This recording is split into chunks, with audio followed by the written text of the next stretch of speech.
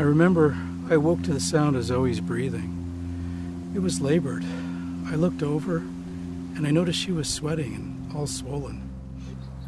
I grabbed her, I rushed into the kitchen, splashed water in her face, but I was in a panic. I guessed she'd been bitten by an insect, but there was no doctor. The nearest hospital was 40 miles away, and she continued to swell up. Clara took her in her arms and tried to breastfeed her while I dialed the hospital. I finally got a doctor on the line. He surmised that there must be a nest of baby black widow spiders living in the mattress. He said they had to be babies, or else, with Zoe's body weight, she'd be dead. He told me to rush her to the hospital. He said, "Mr. Stevens, there's a good chance you can get her to me in time, but the important thing is to keep her calm." And he asked me if there was one of us she was more relaxed with, and I said, "Yes, it's me."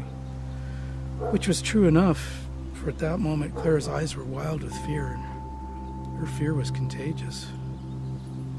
I was just the better actor. That's all. Back then, Zoe loved us both equally. Just as she hates us both equally now. Anyway, the doctor told me to hold Zoe in my lap and let Clara drive to the hospital. He asked me to bring a small, sharp knife. It had to be clean. There was no time to sterilize it. He explained how to perform an emergency tracheotomy, how to cut into her neck, into her windpipe, without causing her to bleed to death. He said there'd be a lot of blood, and I said I didn't think I could do it.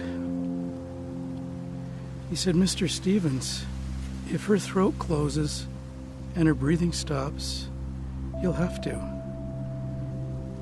He said, "You'll have a minute and a half, maybe 2 minutes, and she'll probably be unconscious when you do it. But he said, if you can keep her calm and relaxed, if you can keep her little heart from beating too quickly and pushing the poison around, you might just get her to me in time. Now you get going," he said. And he hung up.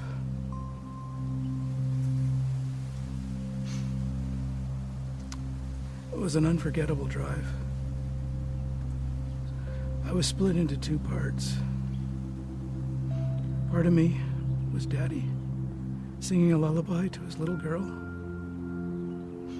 And the other part was a surgeon with a sharp knife, ready to cut into her throat. I waited until the last second, when Zoe's breathing stopped, to make the incision.